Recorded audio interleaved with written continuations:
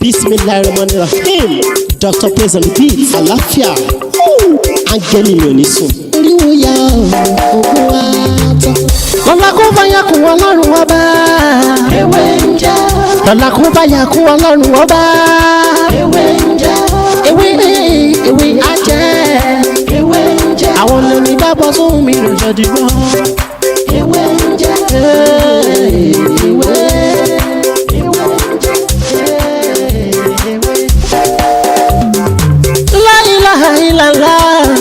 Alawalu, alakiru, asohiru, abatinu, Ọlọ́run ọba.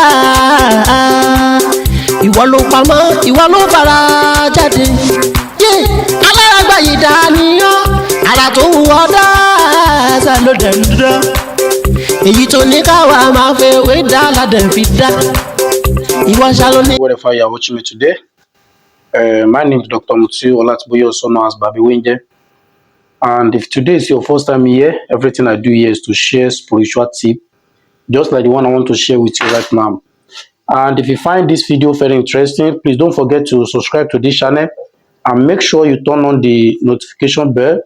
So anytime, any day, any hour that I post video like this, you'll be the first person to watch. And if you need more of my videos, you are free to go back to my previous video. We see a lot of video there that can help your spiritual life.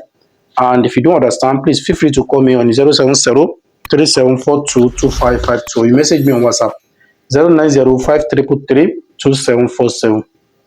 So in today's video, I want to quickly share with you how to use Stop Evil Perfume and bitter leaf with a bunch of alligator pepper.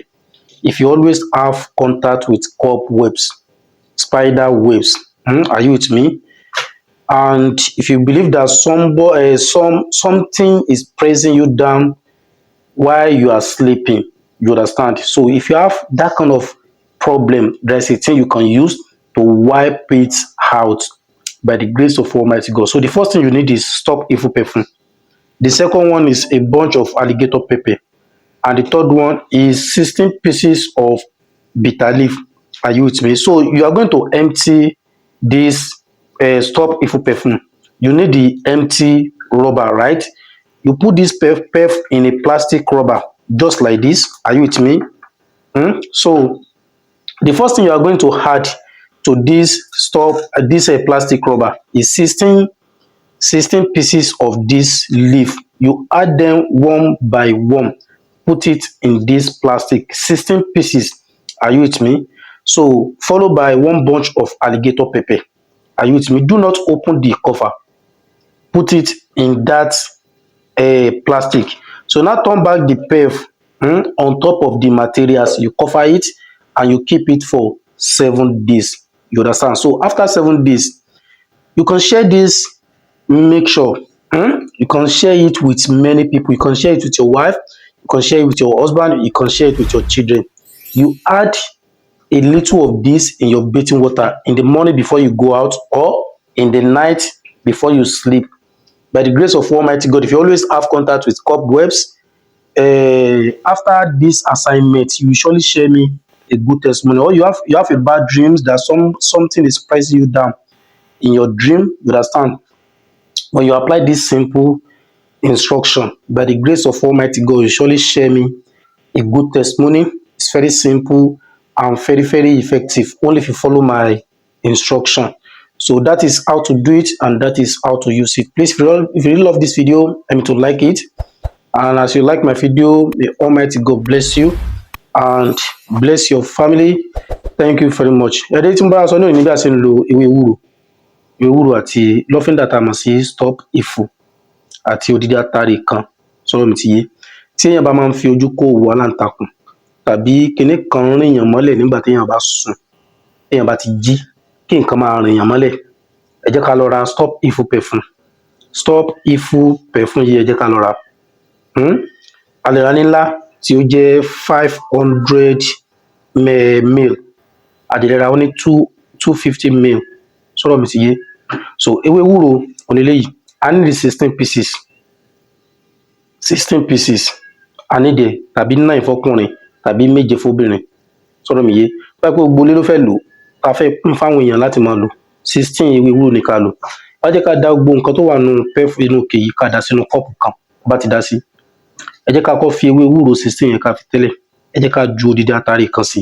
A kì í bó èpo atare yìí o, ẹ má bò, ẹ jù tẹ́ bá ti wá jù sí, ẹ wá da lọ́fíńdà yẹn dà padà lé lórí. Tẹ́ bá ti dà padà lé lórí, ẹ wá dè, ẹ gbé pamọ́ fọ́jọ́ 7.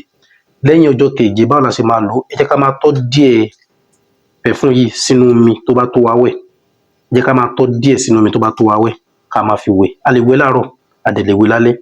Lágbára Ọlọ́run bí a bá ṣe ń lò ó, a máa rí i pé Ọlọ́run ó máa gbé wa borí ìwà aláǹtakùn ni o, wọ́n rìn yàn mọ́lẹ̀ lójú oorun ni o, lágbára Ọlọ́run.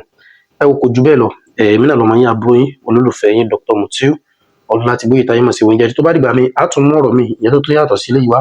Ẹ má gbàgbé láti subscribe sórí ètò yìí kí lè kó fún wa ní ọ̀pọ̀lọpọ̀ àǹfààní lórí àwọn nǹkan ní ìta àṣẹ àti èyí tà ṣe, torí pé èyí tí a ṣe ó pọ̀ ju èyí tí a ti ṣe lọ. Lọ́la kó bá yà kú Ọlọ́run ọba.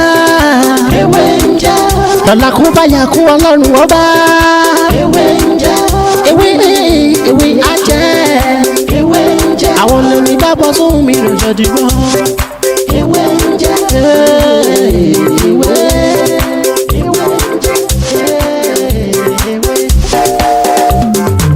La ilaha illallah.